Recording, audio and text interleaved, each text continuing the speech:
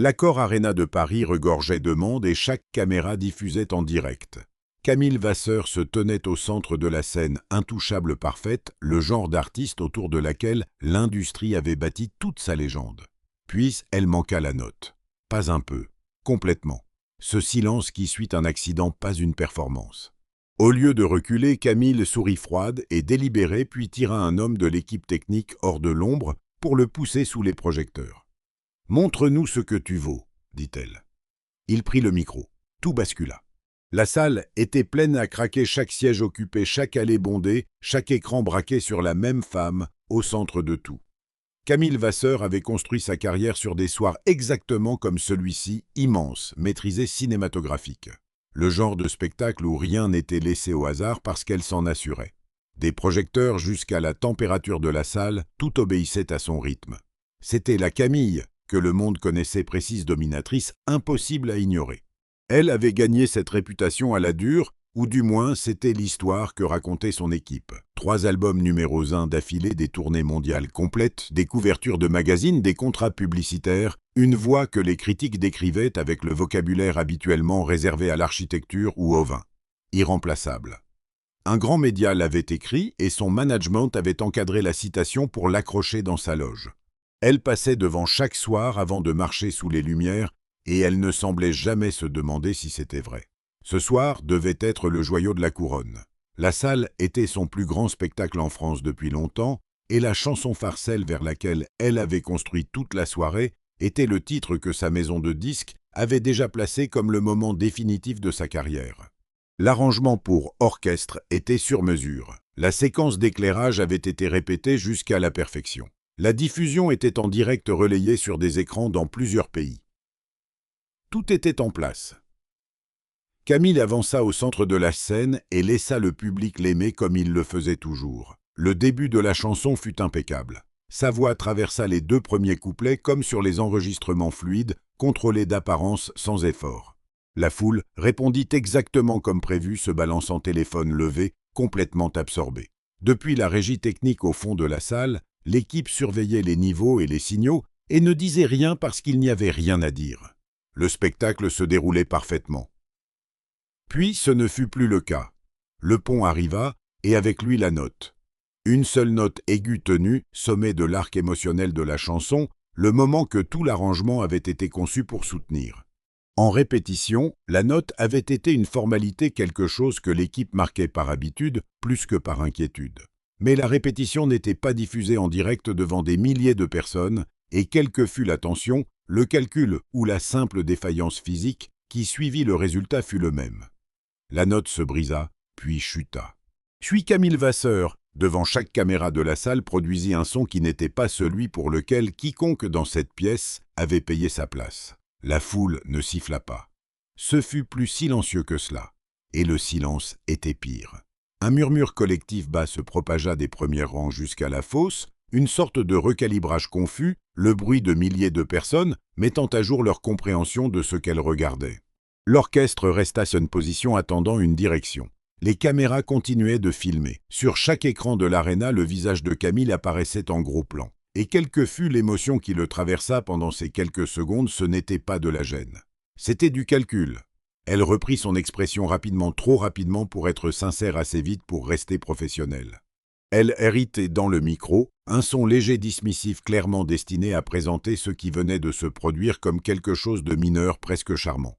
La foule lui accorda une réponse polie, non pas parce qu'elle la croyait, mais parce que tel était le contrat social dans ces lieux. On ne faisait pas sentir une star petite dans sa propre salle.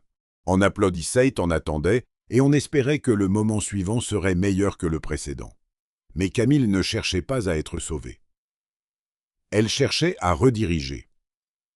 Son regard balaya les premiers rangs, l'allée, les postes techniques disposés en bordure de scène, et s'arrêta. Julien Moreau se tenait près de l'aile gauche de la scène, exactement là où il se trouvait depuis des heures. Son rôle ce soir-là était purement technique, surveiller le signal sans fil des retours d'oreilles, gérer les interférences, rester invisible. Il excellait dans les 3. C'était le genre d'homme qui existait dans les marges de ces événements sans que personne ne le remarque, ce qui, selon la plupart des critères, était précisément le but. Julien travaillait dans la production d'événements depuis longtemps. Il connaissait les rythmes d'un spectacle en direct comme un mécanicien connaît le bruit d'un moteur, non par passion, mais parce qu'il avait passé assez d'années à écouter pour que les motifs deviennent automatiques. Il avait un jour été dans la musique autrement dans une version de sa vie qu'il ne revisitait guère. Ce chapitre était clos concrètement et il avait fait la paix avec cette fermeture. Son nom n'apparaissait sur aucune affiche, son visage sur aucun écran. Cela lui convenait. Ce qui ne lui convenait d'aucune façon dans aucun scénario qu'il aurait pu imaginer pour cette soirée particulière, ce fut ce qui arriva ensuite. Camille s'avança au bord de la scène et le montra du doigt. Le projecteur le trouva avant qu'il n'ait compris ce qui se passait. Une caméra mobile bascula vers lui et soudain, Julien Moreau, technicien des retours sans fil figure de fond, sans importance pour quiconque dans ce bâtiment, fut visible sur chaque écran de l'aréna. La foule s'agita de cette énergie particulière des gens qui sentent qu'un moment non scripté est sur le point de se produire. La voix de Camille porta à travers la sono avec l'aisance de quelqu'un qui n'avait jamais été mal à l'aise devant un micro.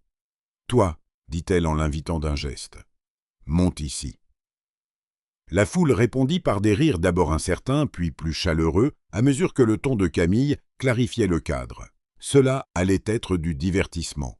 C'était le genre de moment qui devient viral l'artiste célèbre, tirant une personne ordinaire sous la lumière. Le contraste rendait le spectacle spectaculaire par l'écart entre eux. Quelques membres de l'équipe près de Julien échangèrent des regards. Quelqu'un derrière lui prononça son nom à voix basse, comme pour vérifier s'il avait bien entendu. Il avait bien entendu. Julien ne bougea pas immédiatement. Il resta immobile de cette immobilité qui appartient à quelqu'un qui évalue une situation plutôt que d'y réagir. Ce n'était pas un homme qui jouait les émotions pour un public, et ce n'était pas non plus par tempérament quelqu'un qui s'embarrassait facilement. Mais il comprenait aussi ce qui se construisait autour de lui en temps réel, le récit que Camille bâtit où il était l'accessoire et la punchline déjà écrite. Camille inclina le micro vers la foule. « Il a l'air nerveux, dit-elle, et le public rit à nouveau plus fort. Ne sois pas nerveux. Tu n'as qu'à chanter une note ? Juste une. Si difficile que ça. » L'implication n'avait besoin d'aucun mot supplémentaire. Elle venait elle-même de manquer la note, et maintenant elle invitait quelqu'un totalement non qualifié à l'essayer devant des milliers de personnes. La blague était à plusieurs niveaux, et elle se faisait à ses dépens, et chaque personne dans le bâtiment regardait pour voir ce qu'il ferait. Une assistante de production apparut à son coude et le guida vers les marches sur le côté de la scène. Il les monta. Il ne courut pas, ne se précipita pas, ne joua ni la confiance ni la réticence.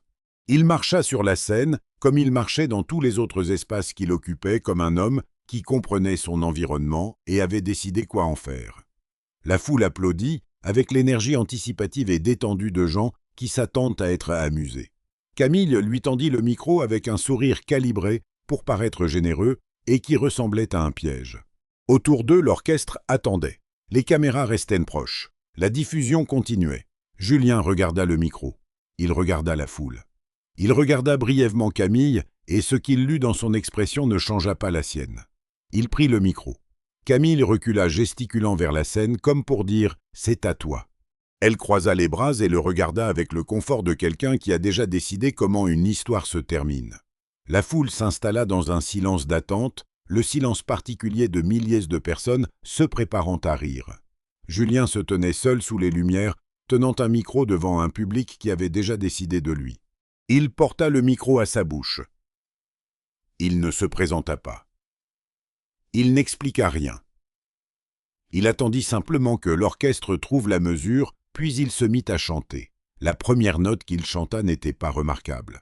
Elle était simplement juste placée exactement là où la mélodie l'exigeait, soutenue par un contrôle du souffle qui suggérait quelqu'un qui avait fait cela auparavant de nombreuses fois dans un contexte qui n'était pas une blague.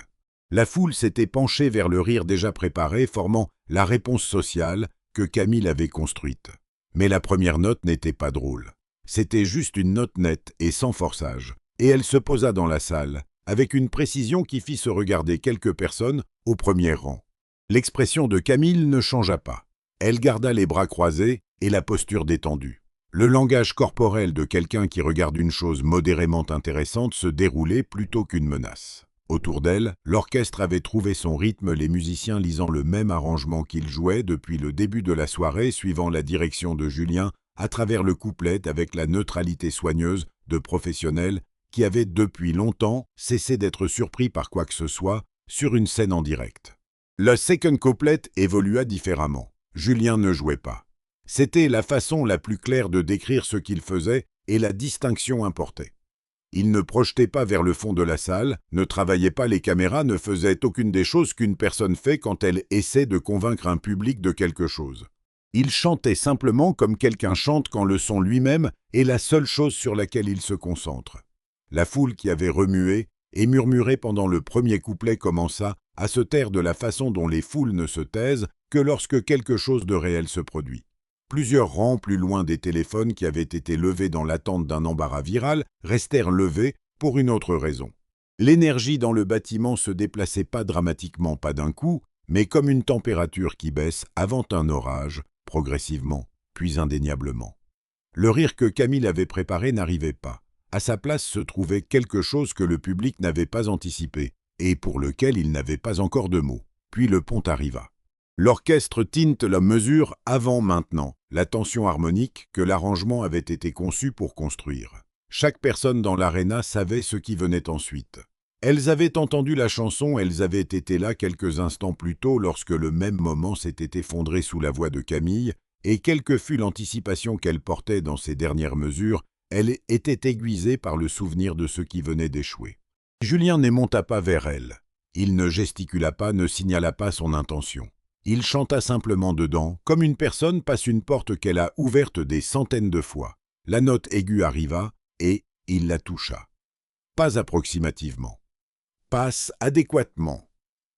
Il la toucha avec cette aisance qui n'existe que de l'autre côté d'années de travail pleine centrée et totalement sans tension tenue, le temps que l'arrangement exigeait puis relâché proprement. La note implite l'aréna du sol jusqu'au cintre. Elle ne se brisa pas. Elle ne vacilla pas. Elle existait simplement dans la salle énorme et sans hâte. Et lorsqu'elle s'acheva, le silence qui suivit dura exactement assez longtemps pour que le public comprenne ce qu'il venait d'entendre. Puis, l'aréna se déchaîna. Le son fut instantané, une vague de réaction qui se propagea des premiers rangs à travers la fosse et jusqu'au gradin supérieur. Les gens se levèrent. Les applaudissements avaient la qualité désordonnée d'une réponse qui n'avait pas été prévue, celle qui se produit lorsqu'un public est véritablement surpris plutôt que guidé. Plusieurs personnes près de la scène criaient mais pas vers Camille. Les caméras basculèrent vers Julien et chaque écran du bâtiment montra la même image, un homme en t-shirt d'équipe tenant un micro debout, exactement là où une star venait d'échouer. Les bras de Camille se détendirent. Ce fut un petit mouvement qu'elle contrôla vite, mais il eut lieu. Elle revint au centre de la scène avant que les applaudissements n'atteignent leur sommet en douceur, avec confiance, à la manière de quelqu'un qui reprend un espace plutôt que de réagir à une situation. Elle prit le second micro de son support et parla par-dessus le bruit avec l'aisance d'une femme qui avait géré des publics en direct pendant des années. « D'accord. D'accord, dit-elle. Sa voix portait la chaleur d'une présentatrice qui vient d'introduire un numéro amusant. C'est notre gars. Applaudissez-le. La foule applaudit à nouveau, mais le cadrage qu'elle tentait, c'était mon idée, c'était un cadeau que je vous ai fait, ne prie pas comme elle l'avait prévu. Le public applaudissait Julien. Ilse n'applaudissait pas sa grâce. Elle s'approcha de lui et parla dans son micro pour que toute la salle entendait. Pas mal pour un technicien son, dit-elle. Le rire qu'elle invitait avec cette phrase vint mais plus mince que prévu. Quelques personnes au premier rang ne rirent pas du tout. Sérieusement, c'était mignon. Maintenant, Elle se tourna vers l'orchestre et fit un geste de la main, le geste précis, qui signifie couper et passer à autre chose. L'orchestre s'arrêta. L'arrangement s'acheva en pleine phrase abrupte, de la façon qui n'arrive que lorsqu'une personne ayant de l'autorité décide que la musique est terminée. Julien tenait encore le micro. Il n'avait pas bougé de sa position au centre de la scène et il ne bougea pas maintenant. Il se tenait dans le son mourant de l'orchestre, avec une expression qui n'était ni défi, ni blessure, simplement patiente, comme quelqu'un qui a encore quelque chose à dire et attend le bon moment pour le dire. Camille se tourna vers la foule et donna le signal pour la chanson suivante. « On va continuer à avancer », dit-elle sur le ton vif et dynamique d'une interprète qui pivote loin de quelque chose dont elle ne veut plus parler. Derrière elle, le groupe, passa à un nouvel arrangement, un titre plus rythmé de son second album Quelque chose, avec assez d'énergie pour réinitialiser la température émotionnelle de la salle. Le mouvement était professionnel. C'était aussi exactement ce qu'une personne fait quand elle a besoin de changer de sujet avant que le sujet ne la change. La foule accepta le pivot, une partie d'entre elles. D'autres restèrent debout, mais ne suivirent pas l'énergie qu'elle essayait de leur redonner. Le décalage n'était pas dramatique. C'était le genre de choses qui n'apparaît que dans les chiffres ensuite, dans les analyses de clips, dans les sections de commentaires et les conversations qui se tiennent dans les parkings après un spectacle. Mais c'était réel, et chaque caméra du bâtiment l'enregistra. Camille chanta le premier couplet de la nouvelle chanson avec la précision qui avait défini toute sa soirée. Sa voix était polie et exacte, et dans un autre contexte, elle aurait pu suffire à reconquérir la salle. Mais le public venait de passer les derniers instants à écouter quelque chose qui fonctionnait à un autre niveau, et le contraste est un puissant recalibreur. Ce qui avait semblé sans effort plus tôt sonnait maintenant comme un effort, et la différence n'était subtile pour personne qui avait des oreilles. Entre le premier et le second refrain. Camille se tourna vers Julien en tendant à nouveau le micro, un geste différent, cette fois non plus une invitation, mais un test. « Tu veux essayer celle-ci » dit-elle sur le ton précis de quelqu'un qui propose un défi qu'il est certain devoir refuser. L'implication était claire. La première chanson avait été un moment de chance, une circonstance unique, et elle appelait le bluff. Julien la regarda. Il ne tendit pas la main vers le micro. Il parla dans celui qu'il tenait encore, et sa voix porta à travers les moniteurs avec une clarté parfaite. « Tu ne veux pas que je le fasse, dit-il. Pas comme une menace, comme un constat, la façon dont quelqu'un nomme un fait sans avoir besoin de l'argumenter. » La réponse de la foule fut immédiate, une vague d'énergie faite de rires de reconnaissance et de quelque chose de plus proche de l'anticipation. Le sourire de Camille se resserra légèrement au coin. Elle retira le micro et se tourna vers le public avec une expression qui les invitait à partager une blague, la blague étant la confiance de Julien. La blague étant qu'un homme qui s'occupait des câbles pour gagner sa vie pensait avoir le droit de lui parler comme ça. Mais la foule n'était plus entièrement de son côté de la blague. Certains regardèrent Julien. Elle tenta une autre approche. Elle s'adressa directement au public, baissant sa voix dans le registre qu'elle utilisait dans les interviews intimes franches, le son d'une femme qui laisse entrer les gens dans quelque chose. « Vous savez, c'est en fait un peu touchant, dit-elle. Il a une belle voix, vraiment. Mais il y a une différence entre une belle voix et une carrière, non entre une note chanceuse et faire ça. » Elle gesticula vers l'aréna autour d'elle, vers les cintres, les écrans et les milliers de personnes chaque soir. Ça demande quelque chose de différent. Ça demande des années. Ça demande un vrai instrument. Le sous-texte n'avait besoin d'aucun décodage. Elle ne parlait pas d'éthique de travail. Les applaudissements qu'elle reçut furent polis. C'étaient les applaudissements d'un public qui n'était pas sûr d'être d'accord, mais qui était disposé à attendre et voir. Julien ne répondit pas immédiatement. Il laissa la salle porter les mots de Camille un instant, puis il parla. Pas fort, mais directement sur le ton de quelqu'un qui a écouté attentivement et a quelque chose de précis à dire. « Tu veux parler d'instruments, dit-il dans le micro. On peut le faire. Mais je pense que la conversation plus intéressante porte sur ce qui passe réellement dans les enceintes ce soir. » Il se tourna légèrement non vers Camille, mais vers la régie technique au fond de la salle. « On peut avoir un signal honnête une seconde. » La demande fut assez discrète pour que plusieurs personnes près de l'avant la manquent d'abord, mais les caméramans saisirent l'échange et les écrans le portèrent à chaque coin du bâtiment. Dans la régie, l'un des collègues de Julien, un homme nommé Nicolas, qui travaillait à ses côtés depuis des années, leva les yeux de son poste. Les regards de Julien le trouvèrent à travers la distance et la lumière, et quoi qu'il se passât entre eux dans ce regard, Nicolas se tourna vers sa console. Le changement ne fut pas dramatique. Il n'y eut pas d'explosion de son, pas de révélation théâtrale soudaine. La piste d'accompagnement qui avait tourné sous les vocaux de Camille toute la soirée, celle que son équipe de production avait listée dans le rider technique comme renforcement atmosphérique, fut simplement isolée, séparée de tout le reste du mix. Et pendant environ 4 secondes, elle joua seule à travers les enceintes principales de l'aréna. C'était sa voix enregistrée. Traitée en studio corrigé en hauteur compressée jusqu'à une sorte de perfection sonore qu'aucune gorge humaine ne produit en temps réel. C'était la voix qui avait fait le plus gros du travail toute la soirée sous le signal live, comblant les fréquences que la performance en direct ne pouvait pas soutenir de façon fiable.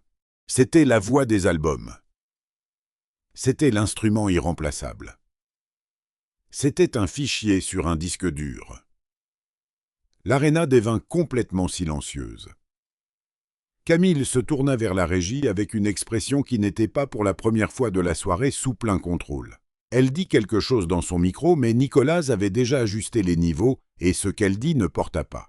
Elle se retourna vers le public et le public la regarda en retour. Et dans l'écart entre ces deux choses, toute l'architecture de ce qu'elle avait passé la soirée à interpréter commença à se désagréger. Elle tenta de chanter. C'était le seul mouvement qui lui restait prouvé en temps réel, que la voix était la sienne, que la piste avait été un élément complémentaire plutôt que structurel, que les accusations implicites dans ce que la salle venait d'entendre étaient fausses. Elle trouva la note au sommet de sa tessiture actuelle et la tinte. Et la note était réelle, présentée, produite humainement. Mais ce n'était pas la voix des albums. Ce n'était pas la voix qui avait rempli 3 albums numéro 1 d'affilée et une citation encadrée dans sa loge. C'était la voix d'une professionnelle compétente et rien de plus.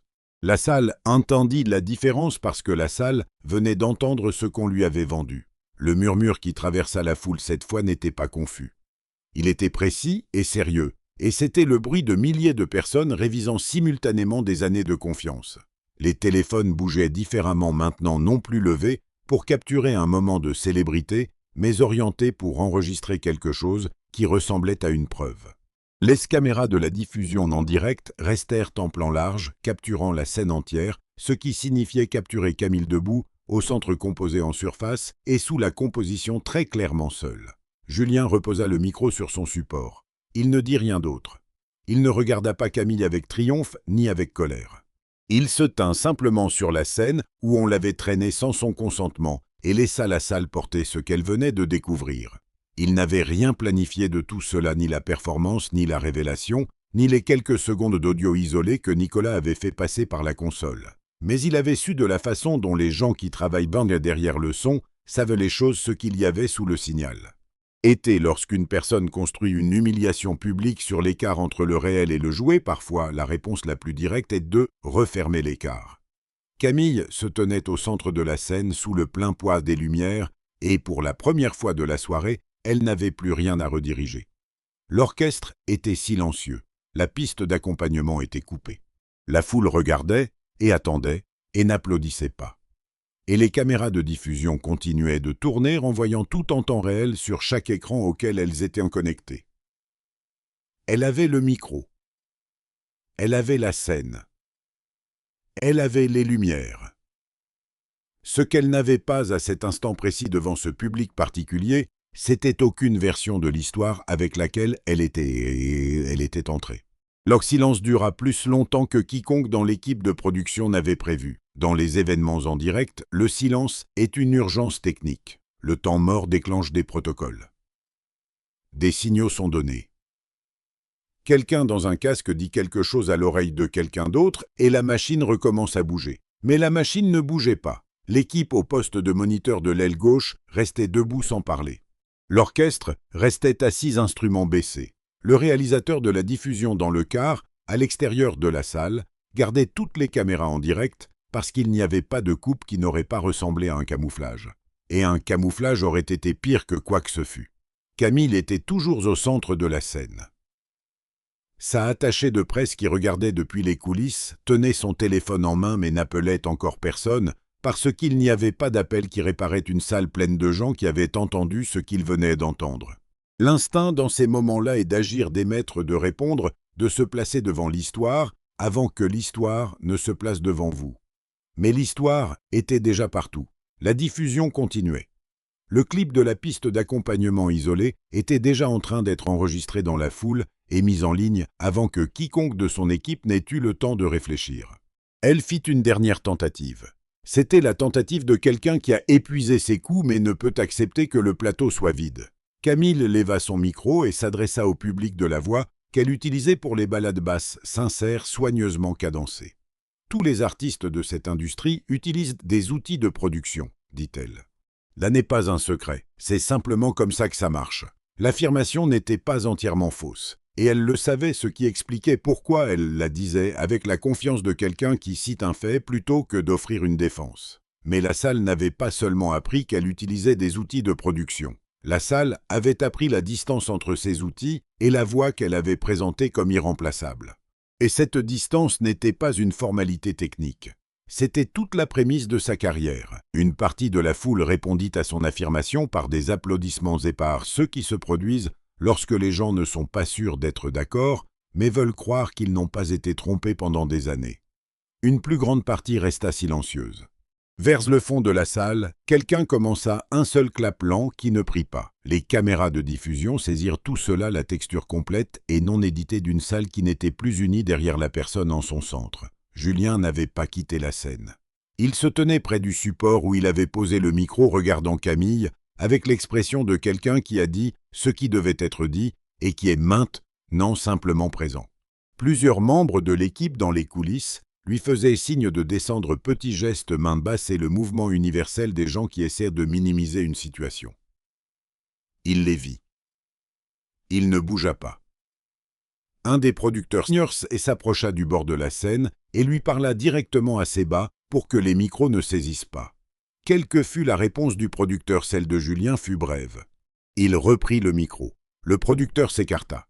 Le directeur de l'orchestre, un homme nommé Olivier, qui était dans le métier assez longtemps, pour avoir vu la plupart des choses, éleva les yeux de son pupitre. Julien croisa son regard et nomma la chanson. C'était une chanson différente de tout ce qui figurait sur la setlist de Camille.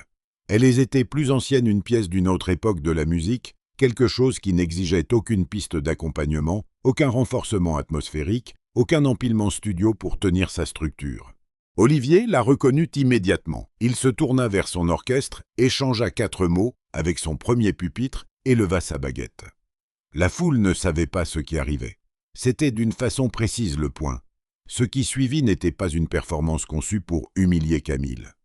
Elle n'avait aucun arc théâtral, aucun moment de confrontation délibérée. C'était simplement un homme chantant une chanson qui exigeait tout ce qu'une voix pouvait honnêtement donner dans une salle pleine de gens qui venaient de passer plusieurs minutes à découvrir à quoi ressemblait l'honnêteté. L'orchestre avançait avec lui et il avançait avec l'orchestre. Et la conversation entre eux était la conversation de musiciens qui s'écoutent plutôt que d'exécuter un plan. La foule commença à répondre tôt dans le second couplet, non pas avec la réaction explosive qui avait suivi la note aiguë plus tôt, mais avec quelque chose de plus calme et plus durable. Les gens cessèrent de bouger. Les téléphones baissèrent. Cette particularité de l'agitation qui vit dans une grande foule, le constant petit déplacement, l'ajustement et le regard autour s'immobilisa. L'énergie dans la salle n'escalada pas. Elle s'approfondit, ce qui est une chose entièrement différente et plus rare. La voix de Julien traversa la chanson sans tension. Il toucha les intervalles difficiles, proprement formels et dynamiques, avec le genre de contrôle qui appartient à quelqu'un qui a un jour vécu à l'intérieur de la musique et n'en a jamais complètement perdu l'architecture, même lorsqu'il a cessé de l'utiliser. Lorsqu'il atteignit la section finale, l'aréna tenait le genre de silence que les publics accordent aux choses dont ils ne s'attendaient pas à avoir besoin. Quand la chanson s'acheva, la réponse ne fut pas immédiate. L'orchestre termina sa dernière phrase et le son resta en suspension un instant qui dura exactement aussi longtemps qu'il le fallait. Puis les applaudissements vinrent pleins sans ambiguïté de chaque section du bâtiment. Les gens étaient debout. Non parce qu'on les y avait invités, non parce que les écrans leur montraient une consigne, mais parce que la salle avait collectivement décidé que ce qu'elle avait entendu méritait cette réponse. Camille n'était plus au centre de la scène. À un moment du dernier tiers de la chanson, aucune caméra n'avait saisi l'instant exact, elle s'était déplacée vers les coulisses. Elle se tenait à la lisière de la lumière, pas tout à fait en coulisses, pas tout à fait sur scène, dans la position précise de quelqu'un qui n'a pas encore décidé s'il reste ou s'en va, et qui manque de temps pour choisir. La foule ne la regardait pas. C'était le détail que son attaché de presse, toujours debout à proximité avec le téléphone, toujours en main, se rappellerait le plus clairement ensuite. Des milliers de personnes dans le bâtiment, et pas une seule ne regardait Camille Vasseur. Elle quitta la scène. Il n'y eut aucune annonce, aucun adieu, aucun micro posé délibérément sur un support. Elle cessa simplement d'être visible, et la scène devint celle de Julien par défaut, non parce que quelqu'un l'avait déclaré, mais parce que c'était là que se trouvait l'attention. Et l'attention, en fin de compte, est la seule monnaie qui compte dans une salle comme celle-ci. La diffusion resta en direct. La caméra resta sur Julien. Ce qui se passa dans les jours qui suivirent fut le genre d'histoire qui s'écrit d'elle-même, parce que les images étaient déjà partout avant que quiconque puisse les façonner. Le clip de la piste d'accompagnement isolée tourna sur toutes les grandes plateformes. Les journalistes musicaux qui avaient passé des années à écrire sur l'instrument vocal inégalé de Camille Vasseur passèrent le cycle d'actualité suivant à écrire sur toute autre chose. Sa maison de disques publia un communiqué dans les heures qui suivirent soigneusement formulé lourd, de contexte industriel léger, en réponse directe, et il fut accueilli avec nettement plus de scepticisme que de soutien. Julien ne donna aucune interview. Il ne publia rien. Il quitta la scène après les applaudissements, remit le micro à un accessoiriste et retourna à son poste de moniteur pour commencer le démontage du matériel de la soirée. Nicolas était déjà là, travaillant sans parler, et aucun des deux ne dit rien de ce qui s'était passé.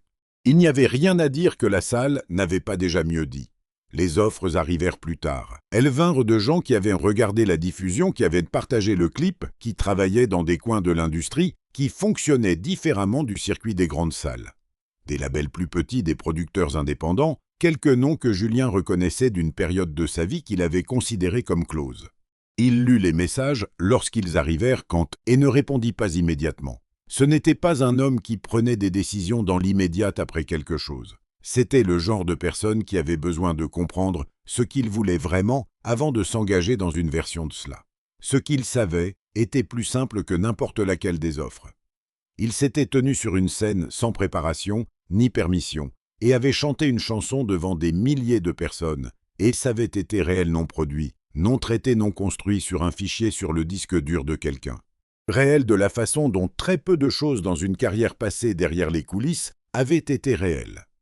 Que ce moment devienne quelque chose de plus grand était une question à laquelle il répondrait en son temps. Mais le moment lui-même s'était produit, il avait été témoin, et aucune gestion de crise ni contre-récit ne pouvait revenir en arrière pour en faire autre chose que ce qu'il était.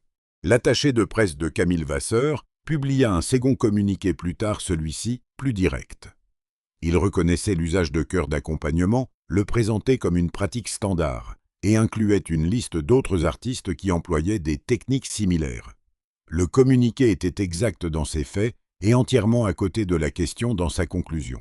La question n'avait jamais été de savoir si les pistes d'accompagnement étaient courantes. La question était de savoir si Camille avait dit la vérité sur ce qui rendait sa voix digne du prix du billet. Cette question n'avait pas de réponse favorable, et aucun communiqué ne pouvait en fournir une.